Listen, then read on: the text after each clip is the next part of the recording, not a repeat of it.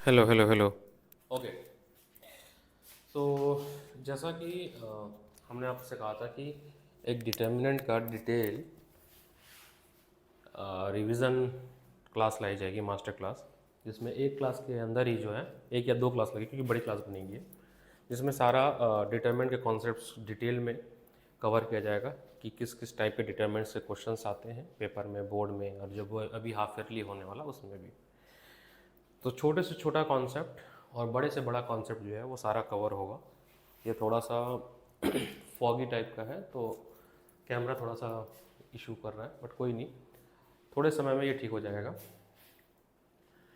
तो जैसा कि लिखा है मैंने, determinant master class by IITian Anuj sir. So कुछ टॉपिक्स हम लोग कवर करेंगे, जैसे थोड़ा सा ब्रीफ इंट्रोडक्शन कर लीजिए। तो हम लोग पढ़ेंगे पहले जनरल डिटरमिनेंट्स के बारे में, जनरल डिटरमिनेंट्स के बारे में पढ़ेंगे। उसके बाद हम लोग area of triangle, application of determinants, minor cofactor, adjoint and inverse, application of determinant, जिसमें हम लोग सॉल्यूशन ऑफ इक्वेशन को सॉल्व करते हैं, solution of homogeneous homogeneous and non homogeneous को सॉल्व करते हैं। और जो एक मेजर समस्या है प्रॉपर्टीज ऑफ डिटरमिनेंट्स, वो भी हम डिस्कस करेंगे। तो चलिए शुरू करते हैं। सबसे पहली बात अगर हम आपसे करें कि डिटरमिनेंट्स किसको कहते हैं, सो डिटरमिनेंट्स आपका कह सकते हैं इट इज़ अ न्यूमेरिकल और रिजल्टेंट वैल्यू ऑफ मैट्रिक्स। मैंने आपको बताया था कि मैट्रिक्स क्या होता है।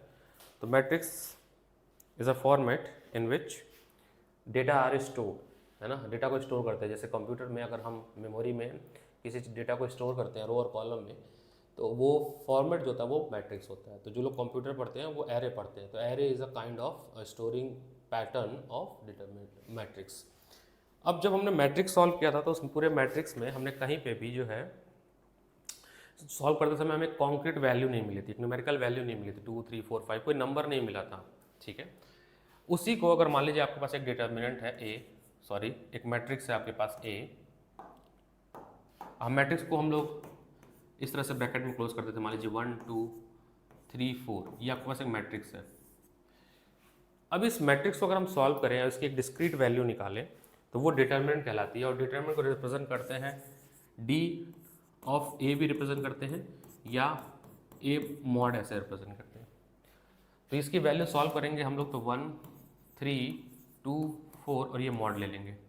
सॉल्व करेंगे हम पहले top to bottom, 1 into 4, 1 into 4, उसके बाद 2 माइनस 4, 2 माइनस 4, सॉरी 2 इंटू 3, और ये आपका हो जाएगा 4 माइनस 6, दैट इज माइनस 6। ये आपका आंसर है इस डिटरमिनेंट का।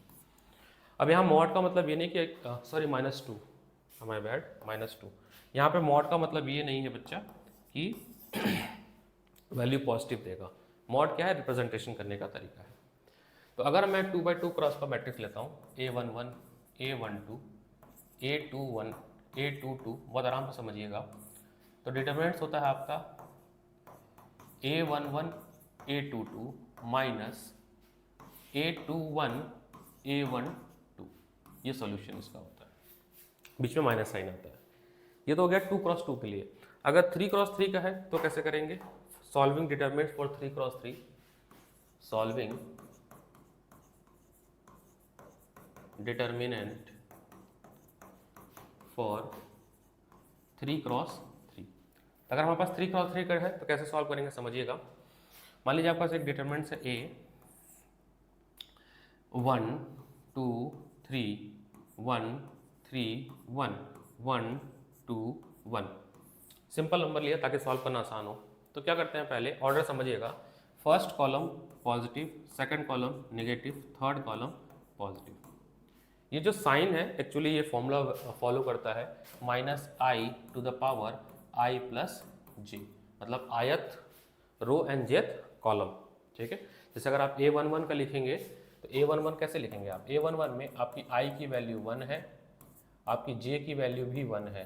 तो अगर हम इस पर -1 पे रखेंगे 1 + 1 तो क्या हो जाएगा -1 पे पावर 2 यानी कि +1 आ जाएगा। बात समझ रहे?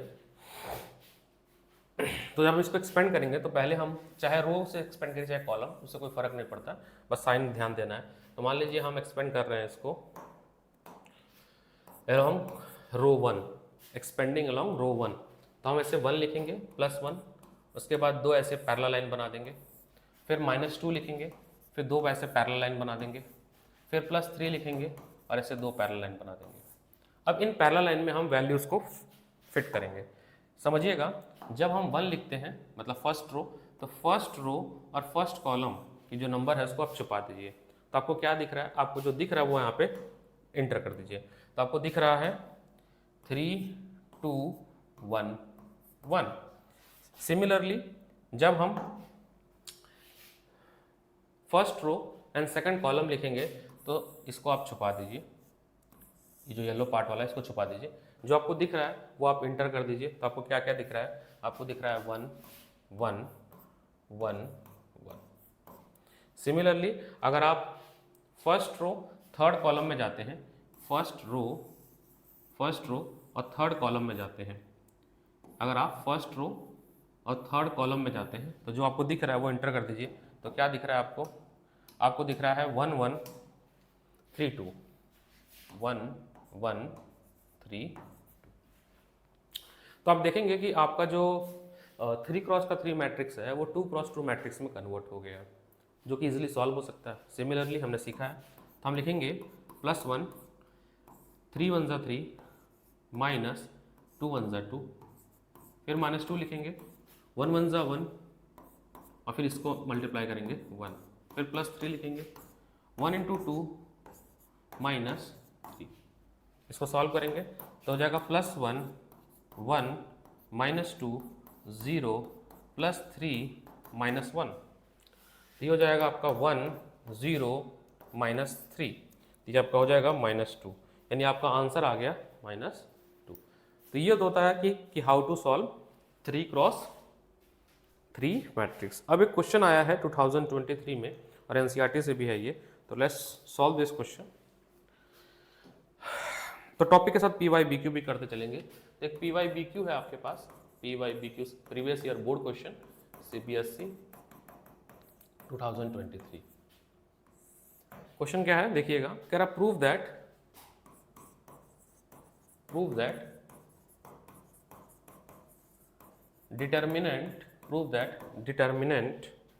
determinant x minus sin theta cos theta sin theta minus x 1 cos theta 1 x is independent of theta, is independent of theta. ये थीटा पे इंडिपेंडेंट है, मतलब जब आप इसको सॉल्व करो जो इसका आंसर आए वो थीटा पे डिपेंडेंट ना हो, ये है कहने का मतलब। समझ रहे? तो कुछ नहीं करना, जैसे हम सीखे वैसे एक्सपेंड कर दो आप इसको, सिंपल सॉल्यूशन बहुत आसान है। कुछ नहीं करना है आपको, x लिखो, फिर 2 डंडी बनाओ, फिर माइनस साइन थीटा, फिर 2 डंडी बनाओ, फिर प्लस कॉस थीटा, फिर 2 डंडी ऐसे बना दो, ड्रॉ द पैरेलल लाइन। अब जब हम x की बात करेंगे तो ये वाला और ये वाला छुपा देंगे, तो हमें क्या दिख रहा है? -x + 1 1x दिख रहा है। जब हम बात करेंगे किसकी? साइन के लिए, तो ये वाला रो और ये वाला कॉलम हम छुपा देंगे। जब हम साइन के बारे में बात करेंगे तो साइन के नीचे वाला कॉलम, साइन के साथ वाला रो छुपा देंगे, तो हमें क्या दिखेगा? हमें दिखेगा minus sine theta cos theta 1 और x दिखेगा।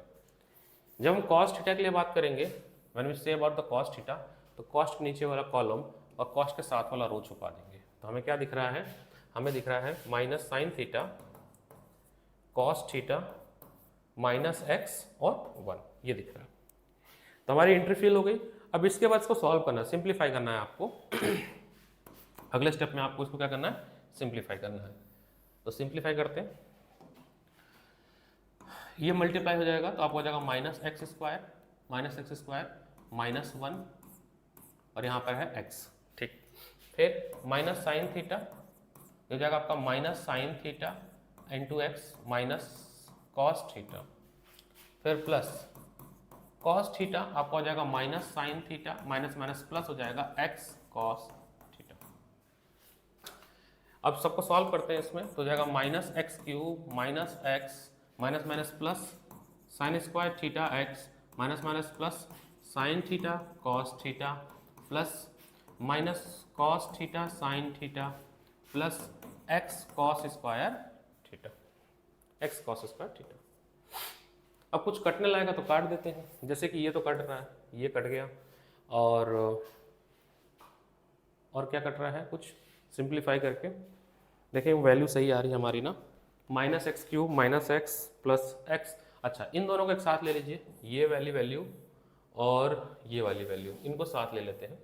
तो अगर हम इनको साथ ले लेंगे तो कुछ इस तरह से हो जाएगा, ये minus x cube minus x plus x common ले लेंगे तो sine theta sine square theta plus cos square theta, ये 1 हो जाएगा। तो आप देखिए आपके पास क्या बच रहा है, ये भी अभी रुक जाइए, एक स्टेप रुक जाते हैं। तो minus x cube minus x plus x, ये कट जाएगा, आपके पास आंसर आया एक्स क्यूब। यानी कि आपके डिटर्मिनेंट का जो आंसर आ रहा है वो थीटा के रिस्पेक्ट में नहीं आ रहा है, यानी थीटा के टर्म में नहीं आ रहा है। ठीक है, थीटा के टर्म में नहीं आ रहा है। जब हम इसको सॉल्व किया तो कहीं पे भी यहाँ पे थीटा आपको आंसर में देखने को नहीं मिला, तो हम कह सकते हैं therefore it is independent of theta. I hope it is clear. ठीक है, कोई दिक्कत हो तो बताइएगा। If you feel any kind of problem please let me know. ठीक है,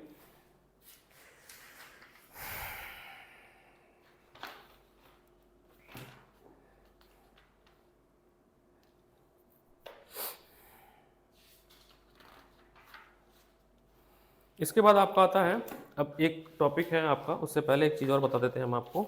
इसमें एक टॉपिक है minor and cofactor. Minor and cofactor,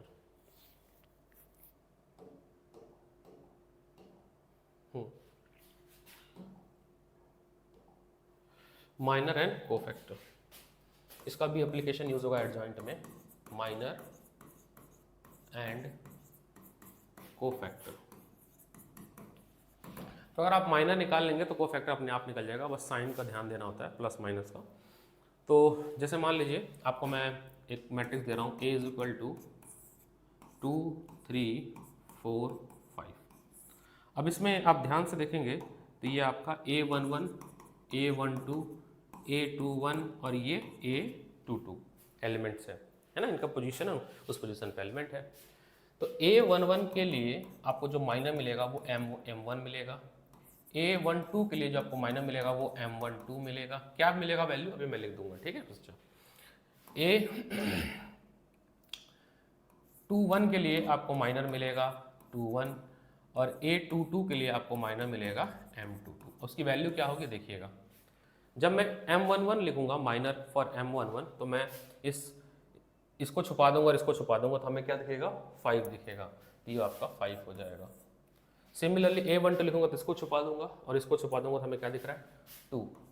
similarly अगर मेरे को 21 चाहिए तो मैं इसको छुपा दूंगा और इसको छुपा दूंगा तो मुझे क्या मिलेगा 3। 22 के लिए इसको छुपा दूंगा और इसको छुपा दूंगा, आपको इसको छुपा देंगे और इसको छुपा देंगे, है ना। 22 के लिए इसका रो और इसका कॉलम छुपा देंगे। एक सेकंड, है ना, सब एक बार और मिलाते हैं कुछ। M12 के लिए आपको ये छुपाना होगा और ये छुपाना होगा तो 4 होगा। ये वाली एंट्री गलत है, ठीक है, 4 होगा। कहने का मतलब है जैसे आपको ये लिखा हुआ है ना बेटा, आपको ऐसे लिखा है M12 12 का मतलब है कि रो नंबर 1 और कॉलम नंबर 2 उसको आप हाइड कर दो, जिसका आप मतलब माइनर निकाल ले हो, सबस्क्रिप्ट में जो नंबर लिखी हुई है उस रो और उस कॉलम को छुपा दो, जो चीज़ आपको दिख रही है वो उसका माइनर हो जाएगा। तो जब M22 की बात करें तो इसको हाइड कर देंगे और इसको हाइड कर देंगे, second row and second column, second row and second column, तो हमें 2 मिलेगा, तो ये आपको माइनर मिल गया, ठीक है। इसी में अगर हम कोफैक्टर की बात करेंगे, ये तो हो गया आपका माइनर। इसी अगर हम बात करेंगे कोफैक्टर की, तो कोफैक्टर का देखिए फॉर्मूला क्या होता है, CIJ इज इक्वल टू होता है -1 पे power I + J into MIJ। मतलब जो माइनर आपने निकाला है उसके साथ बस आप -1 का जो पोजीशन है, मतलब जो पावर है, जैसे यहाँ पर क्या होगा +1 होगा, यहाँ पे होगा -1, यहाँ पे क्या होगा -1, यहाँ पे होगा +1। इस चीज़ को आप मल्टीप्लाई कर दो। कहने का मतलब है कि इवन पोजीशन पे प्लस का मल्टीप्लिकेशन कर दो, इवन माइनर, इवन अगर माइनर है तो उसके साथ +1 मल्टीप्लाई कर दो, तो आपको जो है कोफैक्टर मिल जाएगा। अगर ऑड है, ऑड माइनर पोजीशन है, ऑड माइनर पोजीशन है तो उसमें -1 कर दो तो आपको उसका कोफैक्टर मिल जाएगा। तो कॉड आपका इवन में प्लस होगा और ऑड में, मतलब एक लॉजिक याद रख लो कि अगर आपके पास माइनर है, अगर कोफैक्टर निकालना है तो अगर इवन पोजीशन का माइनर है तो कोफैक्टर तो वही रहेगा जो माइनर होगा। अगर ऑड पोजीशन का माइनर है तो आप कोफैक्टर जब निकालो ना तो -1 बस, मतलब साइन माइनस कर देना, अपोजिट कर देना। तो M11 देखो इवन है तो C11 आपका 5 आएगा। C12 देखो यहाँ पे +4 है तो यहाँ पे -4 आ जाएगा। C21 देखो क्या है, ऑड है तो यहाँ पर -3 आ जाएगा। और C22 यहाँ पर देखो इवन है तो ये 2 रह जाएगा। तो ये आपका कोफैक्टर निकल गया, ठीक है। तो इस तरह से माइनर और कोफैक्टर निकाला जाता है। कभी कभी आपसे केवल माइनर एंड केवल कोफैक्टर निकालने को भी पूछा जाता है कि बताइए माइनर क्या है और कोफैक्टर क्या है, ये पूछा जाता है कभी कभी आपसे, ठीक है सर।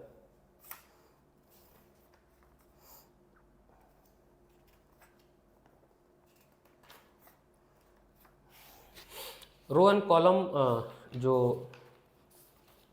एक्सपेंड मेथड था वो तो डिलीट हो गया, या operation method on row and column वो तो डिलीट हो गया, पहले आता था, अब नहीं आ रहा है ये।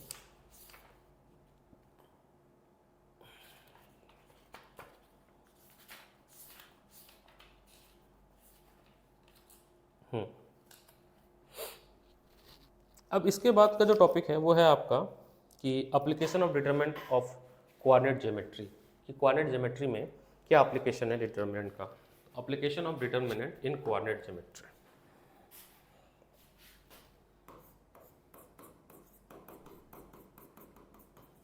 Application of determinant on coordinate geometry.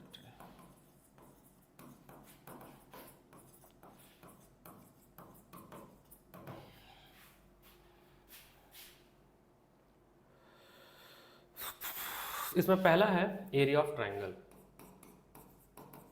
Area of triangle. तो जैसे अगर आपको ट्राइंगल दिया जाएगा तो उसके क्या होंगे, 3 कोऑर्डिनेट्स दिए जाएंगे, है ना। अगर आपको ट्राइंगल दिया जाएगा तो आपको उसके 3 कोऑर्डिनेट्स दिए जाएंगे। लीजिए मान लीजिए A है x1, y1, B है आपका x2, y2 और C है आपका x3, y3। ये 3 कोऑर्डिनेट आपको दिए जा रहे हैं, ठीक है सर। अगर आपको एरिया ऑफ ट्राइंगल निकालना है with the help of determinant तो आपने क्या करना है, कुछ खास नहीं है, इसका फॉर्मूला है 1/2।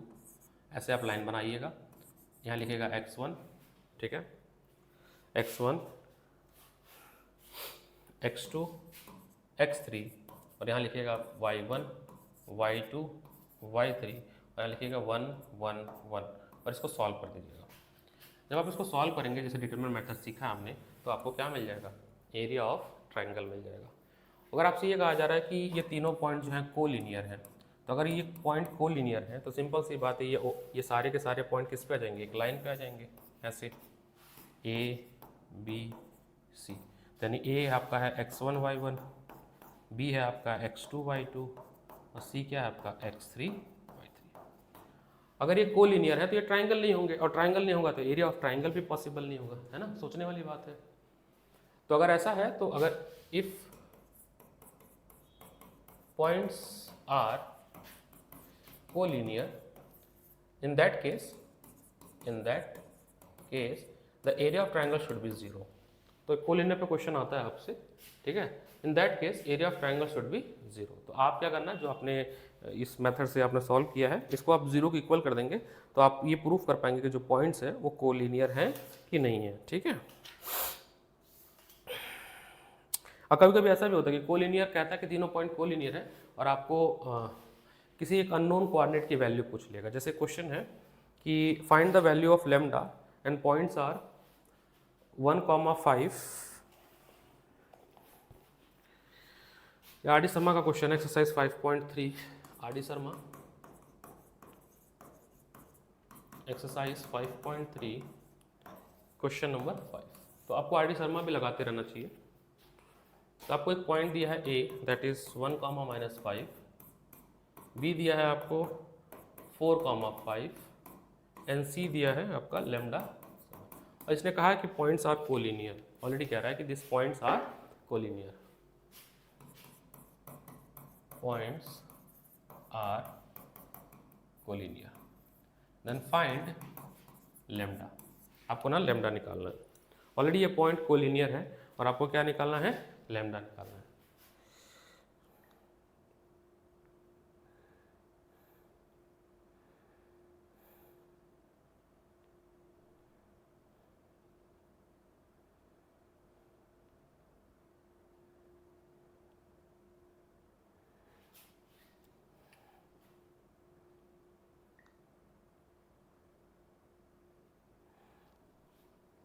ठीक है, तो क्या यूज़ करेंगे, अगर ये कोलिनियर है तो इसका मतलब है कि हम एरिया ऑफ ट्राइंगल को 0 रख के सॉल्व करेंगे। तो हमारे पास जो फॉर्मूला है एरिया ऑफ ट्राइंगल का 1/2 x1 x2 x3 y1 y2 y3 1 1 1, इसको हम क्या कर देंगे, 0 के इक्वल कर देंगे। तो अगर 0 के इक्वल करेंगे तो 1/2 चला जाएगा। तो आपका क्या हो जाएगा, x1 x2 x3 y1 y2 y3 1 1 1, इसको 0 के बराबर कर दिया हमने। अब इस क्वेश्चन में आप देखोगे तो ये आपका x1 है, ये y1 है, ये x2 है, ये y2 है, ये x3 है और ये y3 है। बात समझ रहे हैं? आप इस सारे कोऑर्डिनेट को क्या करेंगे, यहाँ पे फिल कर देंगे। Just give me 2 minute.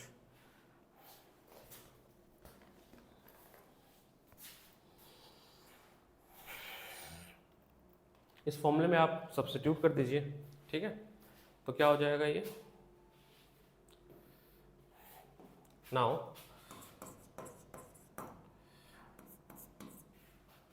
x1, that's so let bro. अरे क्यों लेट? कितने बजे लिखा था मैंने? 2:30 बजे। ओ मैं बोल रहा 2 बजे। बैठो बैठो। x1 2 -4 lambda. ये मेरी हो गया आईडी। हाँ तुम्हारे से ही पढ़ा रहा मैं। हाँ, फिर ठीक है। इस पे टीना लिखा है यार। बैठो बैठो, तो मैंने सर से मांगा था। अच्छा 2:30 बजे लिखा है मैंने, हम्म। अब मैं बताओ 2 बजे आ गया। 2 बजे भी नहीं आया, 1:30। अच्छा लिखा था मैंने 2:30। हाँ तो भी तो मैं कह रहा हूँ। ओके ओके, बैठो बैठो।